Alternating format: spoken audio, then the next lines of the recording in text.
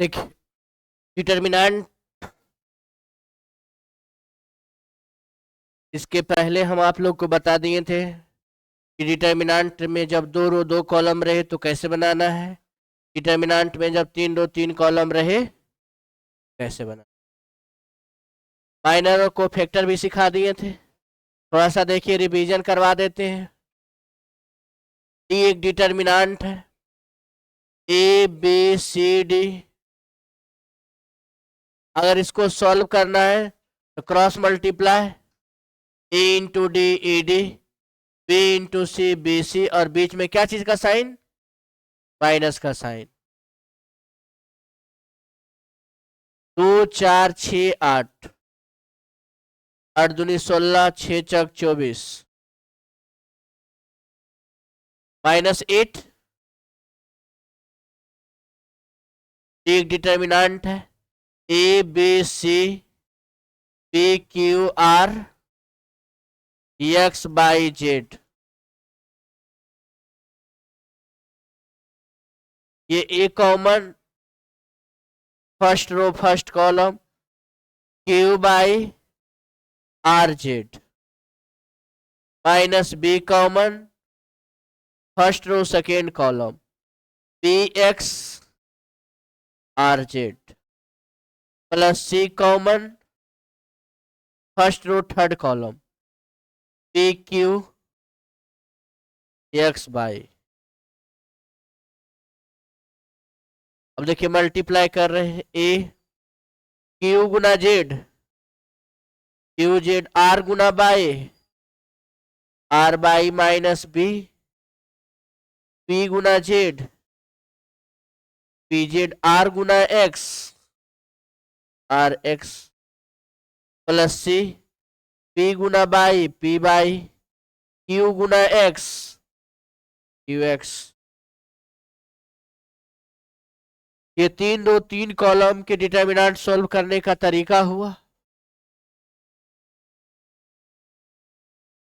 उसके बाद देखिए एग्जाम्पल में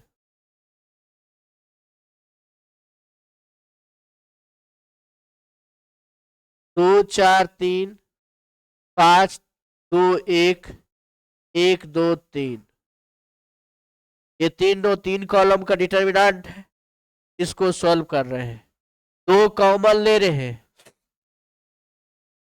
फर्स्ट रो फर्स्ट कॉलम, तो क्या बचेगा 2 2 1 3, फिर -4 common first row second column, 5 1 1 3, plus 3 common first row third column, 5 2 1 2, 2 3 गुना 2 6, -2 माइनस देखिए 4, 5 तिहाई 15, -1, प्लस 3 10 -2,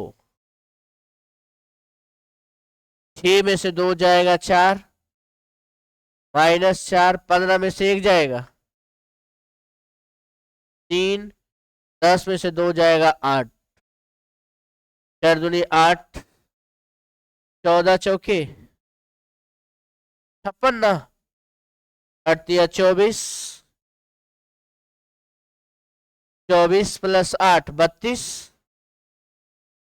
32 -56, 6 में से 2 जाएगा 4, 5 में से 3 जाएगा 2, -24, माइनस कितना आ गया है 24।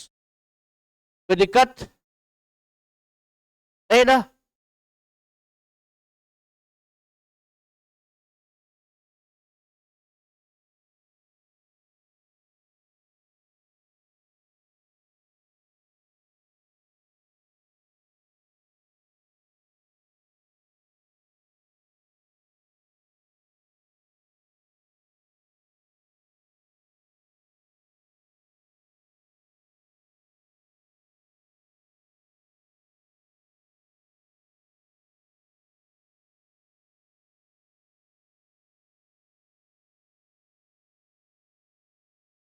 देखिए माइनर एंड कोफैक्टर सबसे ज्यादा जरूरी जानना है इसी के बारे में। माइनर एंड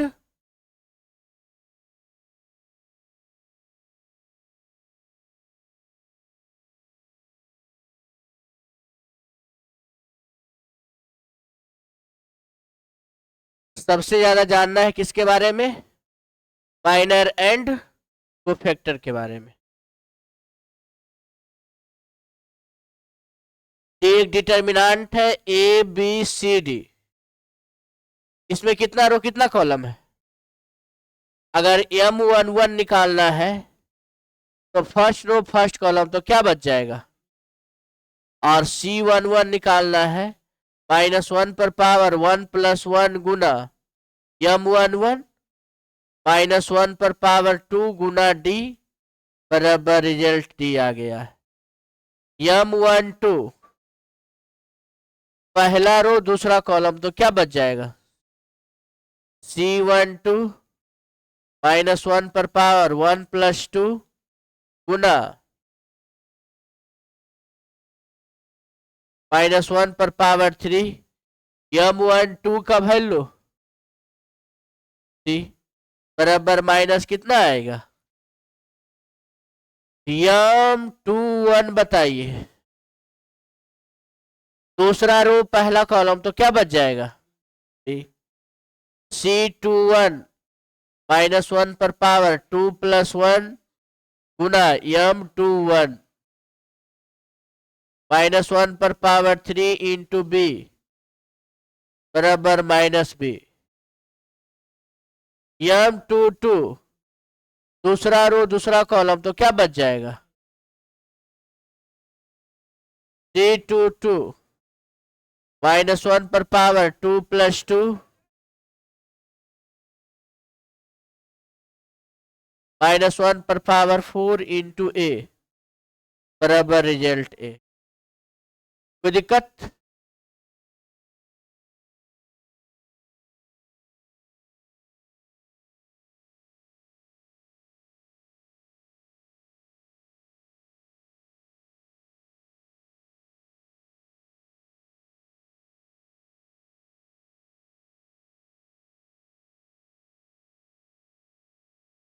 इसका सभी एलिमेंट पर माइनर लिखना है और कोफैक्टर। सभी एलिमेंट पर क्या क्या लिखना है? Minor and cofactor. सबसे पहला नंबर देखिए M11 लिखिए, लिख रहे हैं। M11 का मतलब पहला रो पहला कॉलम। माइनर का मतलब होता है जिस एलिमेंट पर हम माइनर लिख रहे हैं ना उसका रो लेना है और ना ही उसका कॉलम। माइनर का मतलब होता है छोटा करके लिखना। देखिए पहला रो पहला कॉलम तो क्या क्या बच जाएगा? 6 8 6 18 8 दूनी 16 बराबर कितना? अब माइनर से ही कोफैक्टर आया है और कोफैक्टर बराबर क्या होता है? -1 पर पावर 1 + 1 इंटू M11 -1 पर पावर 2 M11 का वैल्यू बराबर रिजल्ट 2 M12 पहला रो दूसरा कॉलम तो क्या बच जाएगा? 4 3 8 3 4 तिहाई 12 8 तिहाई 24 बराबर -12। C12 -1 पर पावर 2 -1 पर पावर 1 + 2 इंटू M12 -1 पर पावर 3 -12। ये तो -1 पर पावर 3 माइनस गुना माइनस बराबर कितना आ जाएगा? प्लस ना। अब उसके बाद निकालिए M13 पहला रो तीसरा कॉलम तो क्या बच जाएगा? 4 6 2 4 दूनी 8 चौथी 18 बराबर -10। C13 -1 पर पावर 1 + 3 इंटू M13 -1 पर पावर 4 M13 का वैल्यू -10 बराबर -10, क्योंकि -1 पर पावर 4 प्लस M21 दूसरा रो पहला कॉलम 2 4 2 3 3 दूनी 6 4 दूनी 8 बराबर -2 C21 -1 पर पावर 2 + 1 गुना M21 -1 पर पावर 3 -2 बराबर +2 M22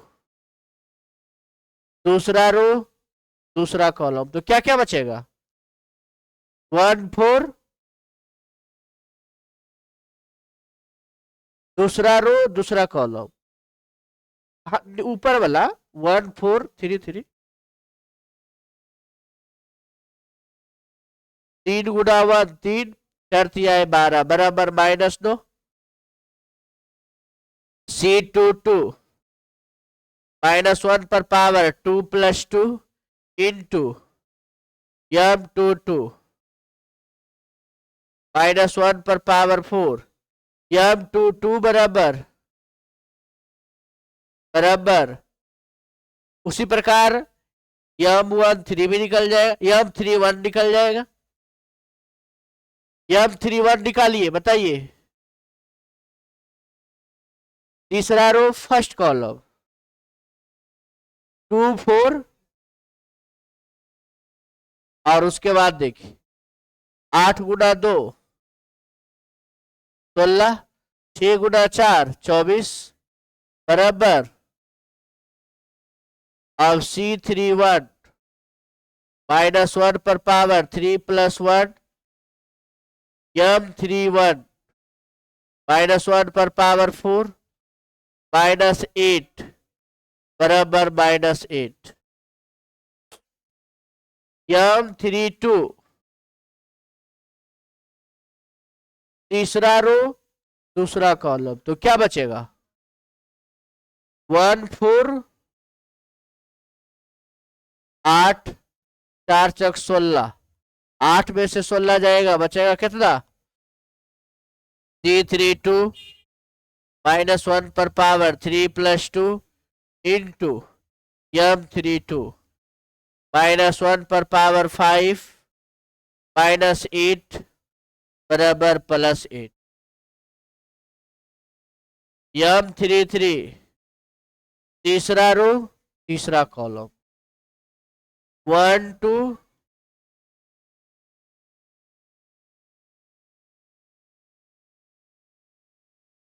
C33 -1 पर पावर 3 + 3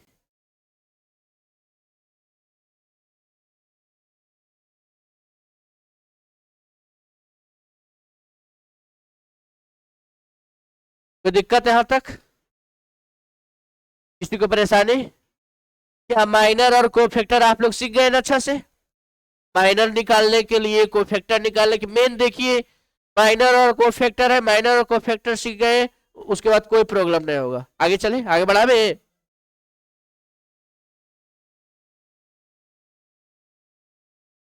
आगे बढ़ावे ना इसको।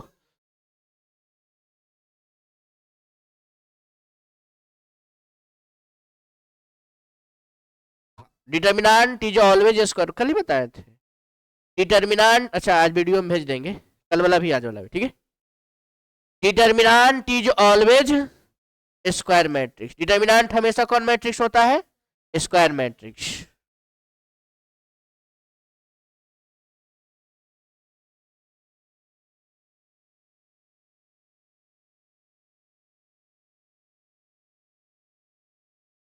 प्रॉपर्टीज ऑफ डिटर्मिनेंट,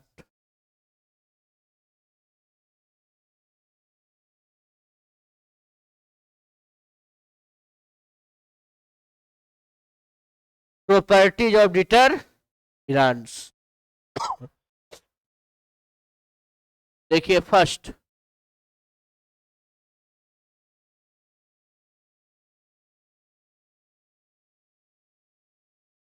ये पहला देखिए, अगर किसी डिटर्मिनेंट का सभी एलिमेंट जीरो हो,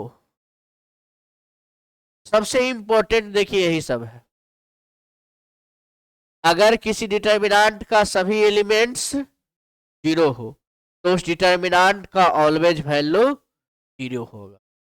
if any determinant in which all elements are zero then result will be also zero. अगर किसी डिटर्मिनेंट का सभी एलिमेंट्स जीरो हो तो उस डिटर्मिनेंट का value, if any determinant in which all elements are zero then result will be also zero. अगर किसी डिटर्मिनेंट का सभी एलिमेंट्स जीरो हो तो उस डिटर्मिनेंट का वैल्यू जीरो होगा। कोई दिक्कत? अगर किसी डिटर्मिनेंट का सारा एलिमेंट्स जीरो हो तो डिटर्मिनेंट का वैल्यू जीरो होगा। मतलब मंडे से आप लोग को इस मतलब ये बोर्ड वाला भी जितना पढ़ाई होगा ना तो भी रिकॉर्डिंग होगा, वहां से कैमरा से खाली बस उसको यहाँ पर लाइट लगाना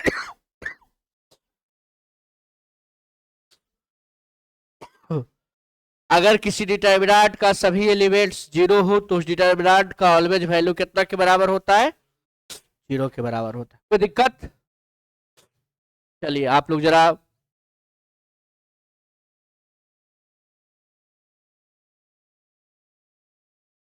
अच्छा पहला लिख के रख दीजिए, दिखाएंगे। अच्छा बोल बोल के लिखाएंगे तो लिख लीजिएगा ना। चलिए लिखिए।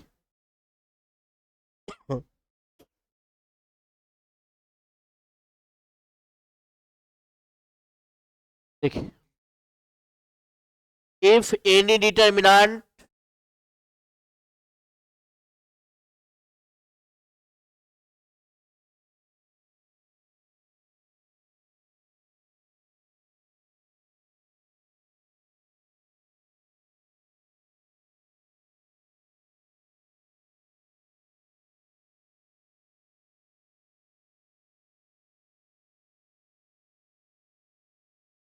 in which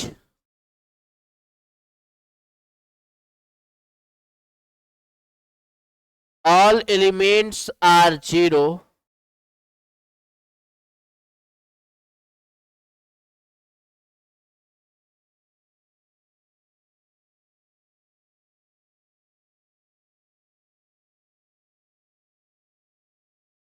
then result will be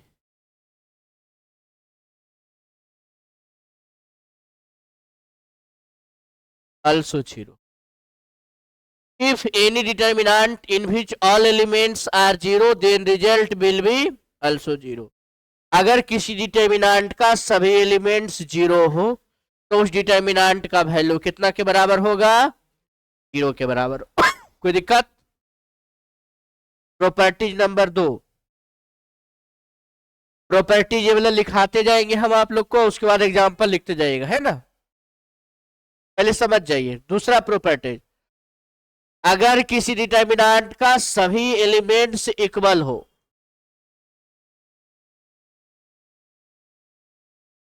अगर किसी डिटर्मिनेंट का सभी एलिमेंट्स इक्वल हो तो उस डिटर्मिनेंट का वैल्यू जीरो होगा।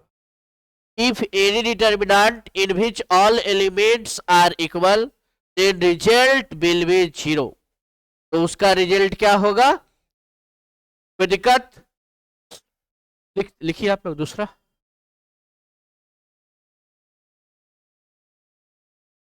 इफ एनी डिटर्मिनेंट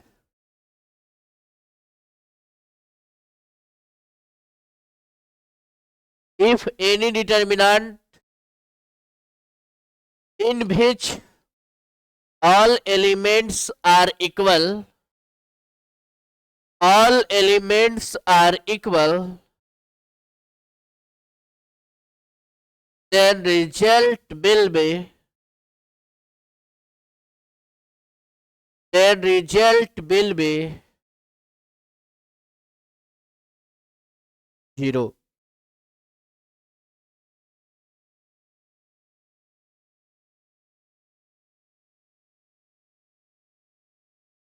आगे बढ़े,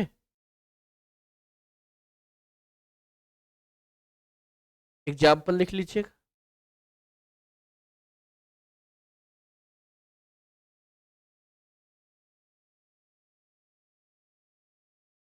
प्रॉपर्टीज नंबर देखिए 3।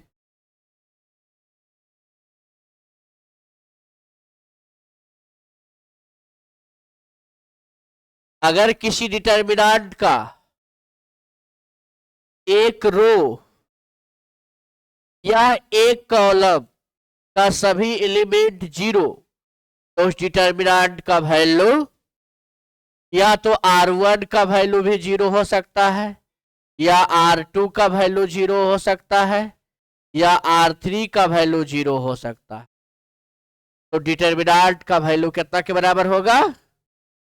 0 के बराबर होगा। ऐसे हाँ,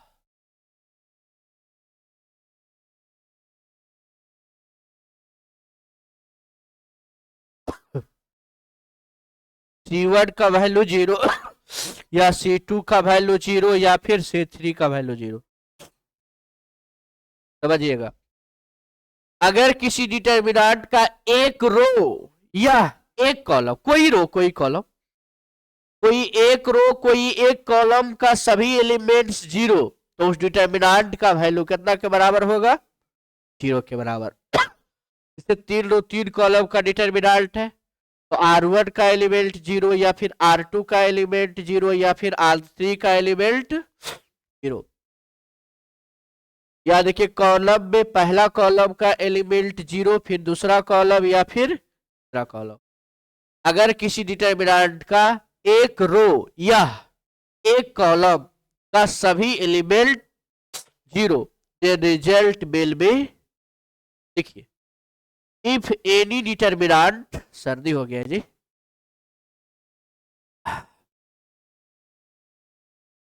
if any determinant in which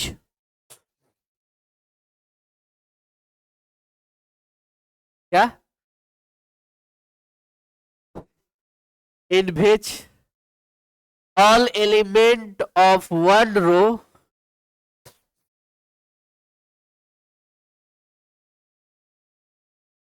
all element of one row, या ये वाला लिखिएगा, और यह all element of one column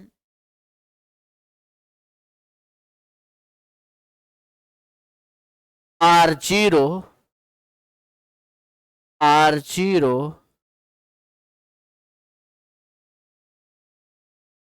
then result will be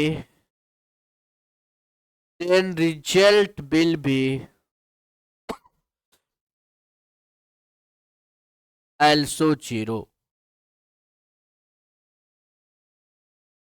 then result will be also 0।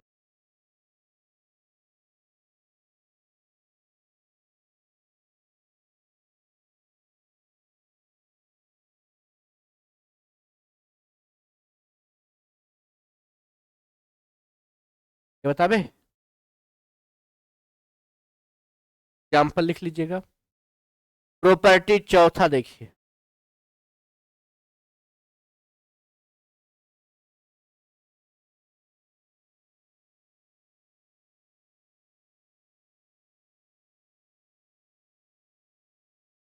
देखिए, अगर किसी डिटर्मिनेंट का दो रो या दो कॉलम का सभी एलिमेंट्स इक्वल, R1 बराबर R2 हो सकता है, या फिर R2 बराबर R3 हो सकता है,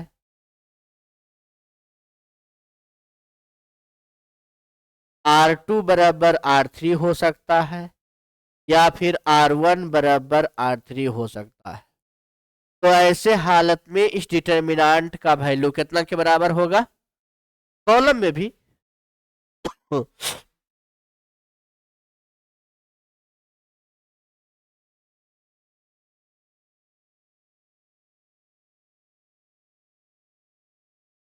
देखिए, या C1 बराबर C2 हो सकता है, या C2 बराबर C3 हो सकता है, या C1 बराबर C। अगर किसी डिटर्मिनेंट का दो रो या दो कॉलम का सभी एलिमेंट्स 0, तो उस डिटर्मिनेंट का वैल्यू 0 होता है। देखिए क्या, तो जैसे R1 का सारा एलिमेंट R2 के सारा एलिमेंट के बराबर रहेगा, या R2 का सारा एलिमेंट R3 के सारा एलिमेंट के बराबर रहेगा, या R1 का सारा एलिमेंट R3 के एलिमेंट के बराबर रहेगा।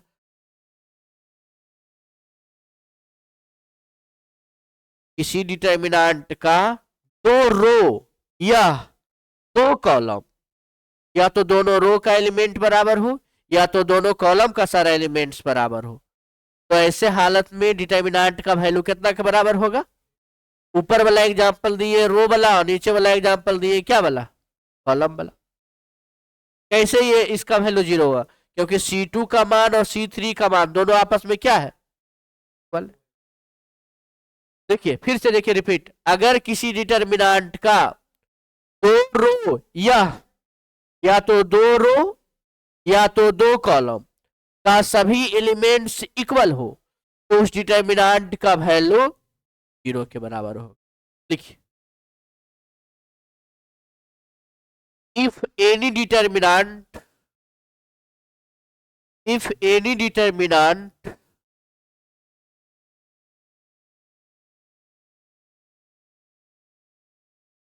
in which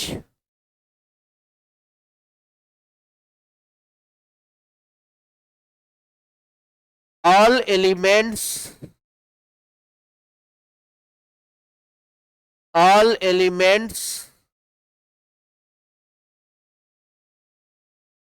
if any determinant in which all elements of two row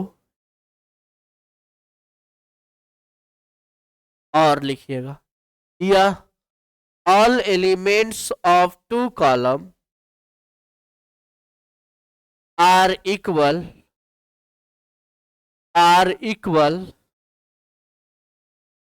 then result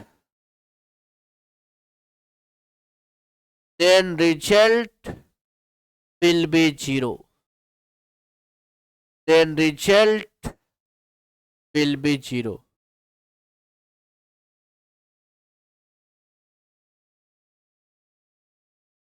example लिख लीजिएगा।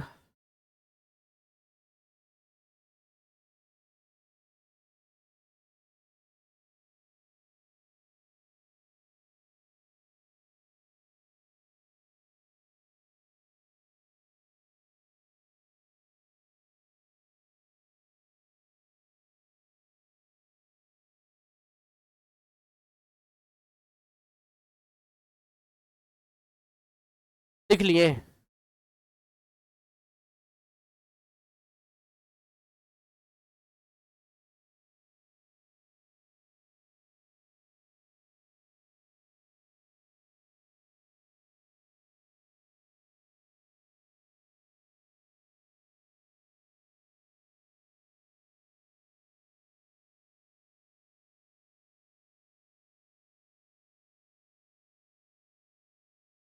हाँ,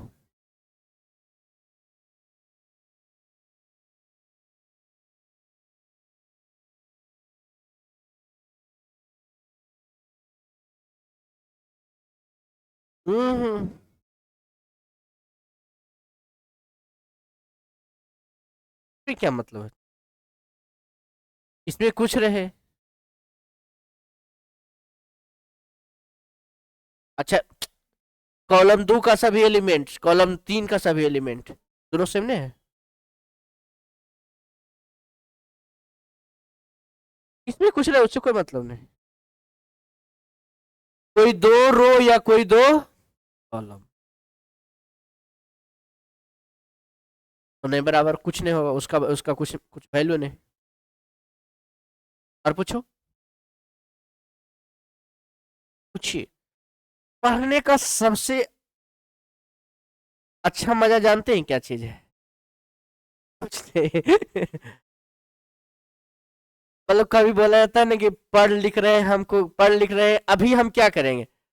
पढ़ाई लिखाई का सबसे अच्छा होता है, सबसे अच्छा मजा ये होता है कि आप कितने अच्छा क्वेश्चन पूछ सकते हैं। पढ़ाई, अभी जिस समय आप पढ़ाई लिखाई में, जिस समय अध्ययन करने के क्रम में है, जिस समय आप स्टडी में हैं, उस समय आपको सबसे अच्छा चीज यही लगेगा कि आप कितना अच्छा क्वेश्चन पूछ सकते हैं, और क्वेश्चन नहीं पूछिएगा तो दिक्कत है। ये बताए नहीं कि ऐसे हो सकता है। देखिए, या मतलब कि अभी क्या बोले, पहले प्रॉपर्टीज में क्या बोले चौथा में, अगर किसी डिटर्मिनेंट का दो रो या दो कॉलम, कोई भी डिटर्मिनेंट हो, उसका दो रो या दो कॉलम का सभी एलिमेंट्स बराबर, तो उस डिटर्मिनेंट का वैल्यू कितना के बराबर होगा। और हम एग्जांपल दिए, या तो पहला कॉलम दूसरा कॉलम का बराबर होगा तो पर भी डिटर्मिनेंट का वैल्यू जीरो होगा, या तो दूसरा कॉलम तीसरा कॉलम के बराबर होगा तो पर भी डिटर्मिनेंट का वैल्यू जीरो होगा, या तो पहला कॉलम तीसरा कॉलम का वैल्यू बराबर होगा तो पर भी डिटर्मिनेंट का वैल्यू। अच्छा, ये तीनों में से कौन को फॉलो कर रहा है ये वाला रूल, पहला वाला कि दूसरा वाला कि तीसरा वाला? समझ में आ रहा है ना? अब आगे बढ़े। अब प्रॉपर्टी नंबर 5,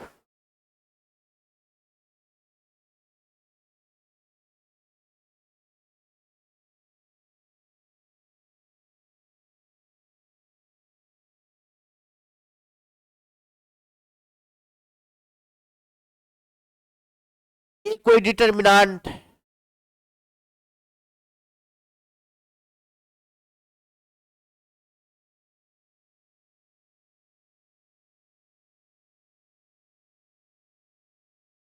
डिटर्मिनेंट का वैल्यू और उसका ट्रांसपोज का वैल्यू, दोनों का वैल्यू आपस में इक्वल होता है। दोनों का वैल्यू आपस में क्या होता है, इक्वल होता है।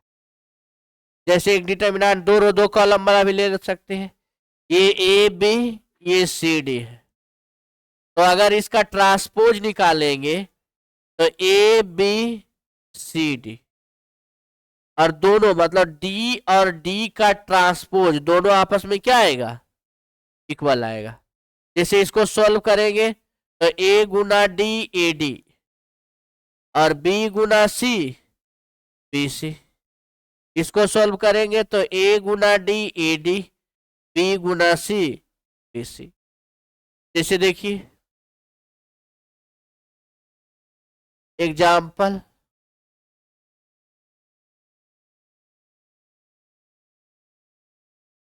दो छ दो नौ, तो 9 गुना 2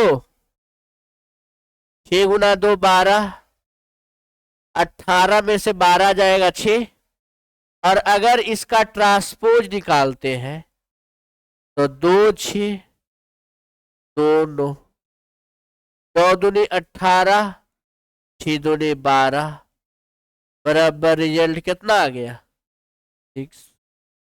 इसलिए कह सकते हैं डी और डी का ट्रांसपोज दोनों का वैल्यू आपस में क्या होता है, ट्रांसपोज का मतलब क्या होता है, किसी मैट्रिक्स को रो से कॉलम में चेंज करना, और matrix square matrix is a determinant, मतलब ऑल स्क्वायर मैट्रिक्स डिटर्मिनेंट होता है।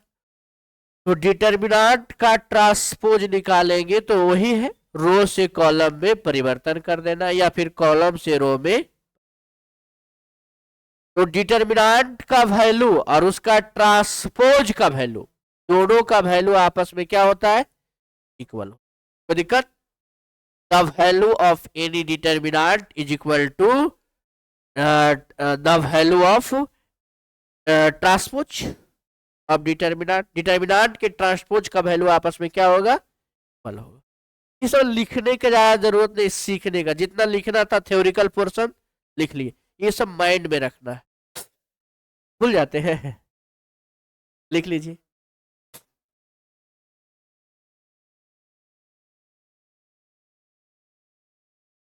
देखिए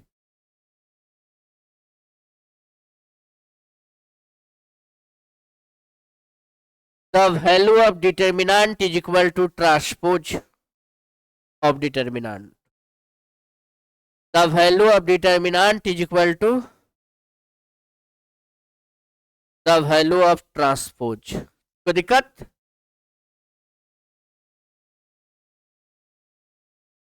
एग्जाम्पल लिख लीजिए।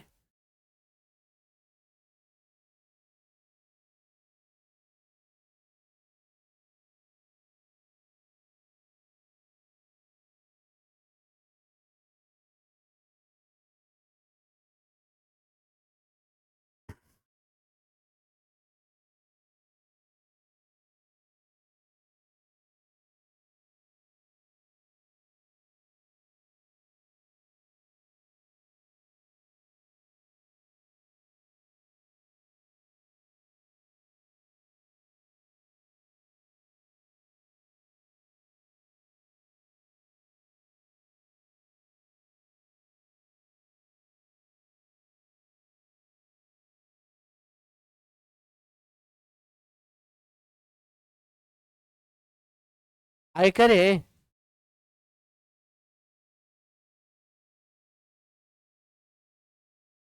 14 प्रॉपर्टीज है। कितना प्रॉपर्टीज है?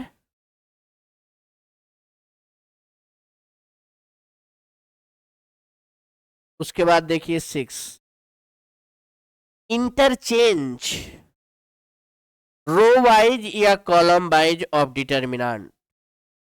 देखिए इंटरचेंज रो वाइज या फिर कॉलम वाइज ऑफ डिटर्मिनेंट, समझिएगा इसका मतलब A B C P Q R X Y Z, या फिर ट्रांसफॉर्मेशन ऑफ रो वाइज या कॉलम वाइज ऑफ डिटर्मिनेंट, या ट्रांसफॉर्मेशन का मतलब रिप्लेसमेंट कहिए, replacement of row wise elements या फिर column wise element of determinant. जैसे देखिए पहला रो का एलिमेंट कितना है? ए पी एक्स, और दूसरा रो का एलिमेंट कितना है? हाँ सॉरी, पहला कॉलम का एलिमेंट ए पी एक्स और दूसरा कॉलम का एलिमेंट और तीसरा कॉलम का एलिमेंट। अगर पहला कॉलम को दूसरा कॉलम पर ले जाते हैं, देखिए P Q Y A P X C R Z, मतलब सिर्फ दो ही कॉलम पर वर्क किए कि नहीं? पहला को दूसरा पर ले गए, दूसरा को, तब बिफोर माइनस लिखना चाहिए।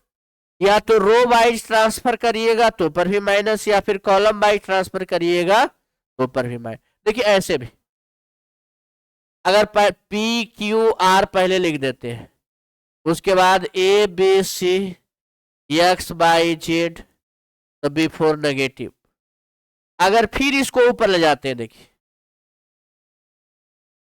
ये माइनस तो पहले से था, P Q R X Y Z को ऊपर ले जाइए, X Y Z A B C, तो बिफोर क्या लिखना पड़ेगा?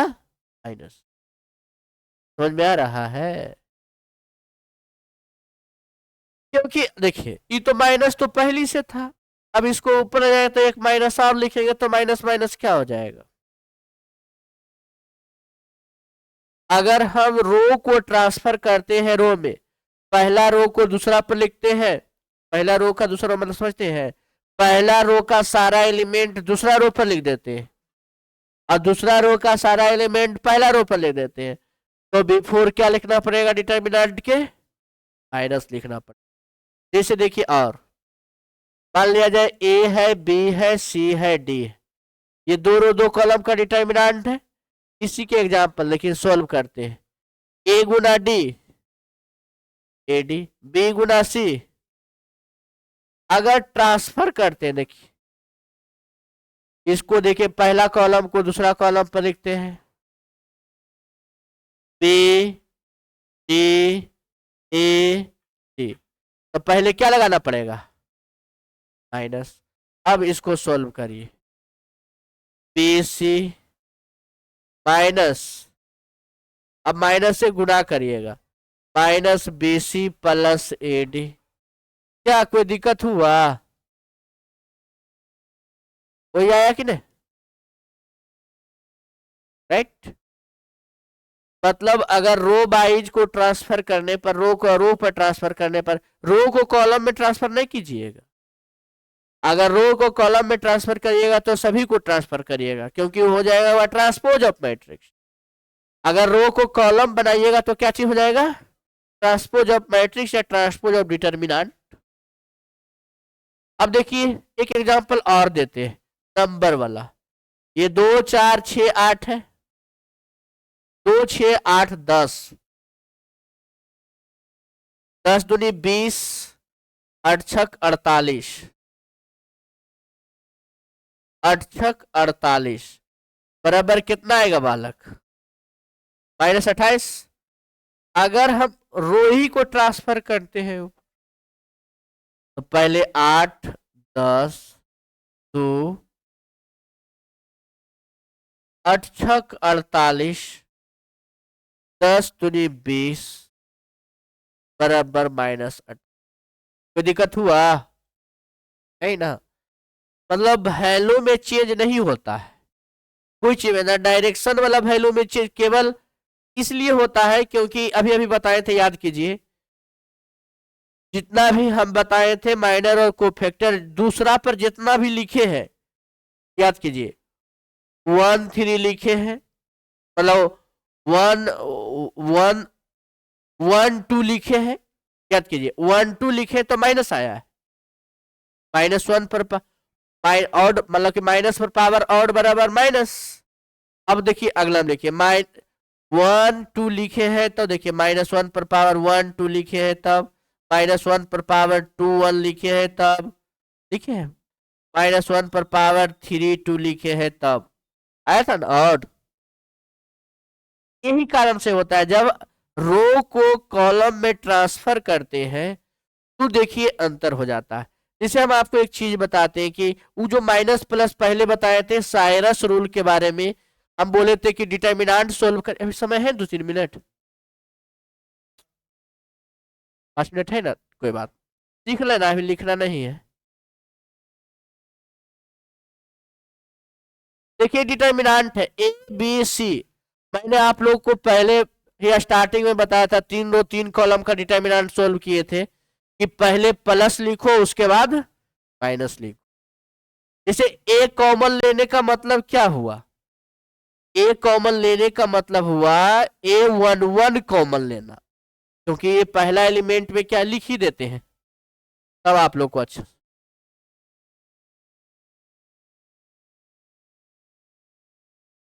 A11 A12 A13 A21 A22 A23 A31 A32 A33। अच्छा A11 क्या है, एलिमेंट्स, जबकि M11 क्या है, माइनर है। अब देखिए माइनर है तो सबसे पहला नंबर यहां पर -1 पर पावर 1 + 1 इंटू A11 लिखिए, यहां पर कोई फैक्टर लिखना है, पहला रो पहला कॉलम को ढकिए तो क्या बचेगा, A22 A23 और A32 A3, उसका प्लस से लिखते जाइए, क्यों माइनस कैसे होता है देखिएगा। अब उसके बाद लिखिएगा सबसे पहला नंबर, ये भी पहले लिख सकते हैं, पहले ये वाला मेथड भी लिख सकते हैं, ये वाला मेथड। अब लिखिएगा A12, अब -1 पर पावर देखिए, -1 पर पावर कितना 1 + 2, क्योंकि इस पर लिख रहे हैं।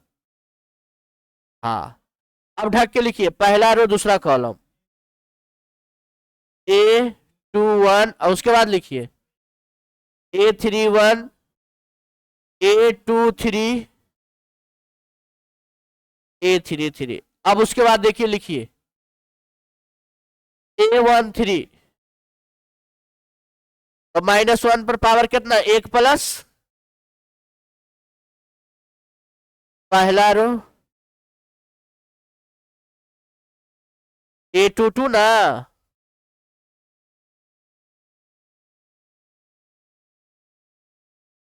अब देखिए इसको सोल्व करिए, सोल्व करिएगा, -1 पर पावर 1 + 1 तो 2 हो जाता है, अब -1 पर पावर 2 प्लस से होगा कि नहीं, तो A11 के बिफोर प्लस ये वाला लिखा जाएगा A32, अब -1 पर पावर 1 + 2 3 होता है कि नहीं, अब -1 पर पावर 3 बराबर कितना माइनस, तो प्लस माइनस माइनस हो गया है।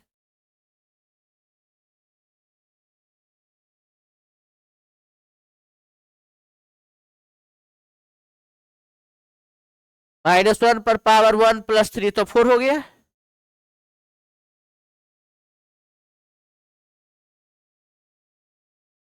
A21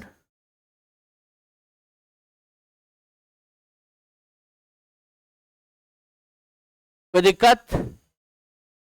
बहुत अच्छा, अब तो सॉल्व करने के लिए आता ही है।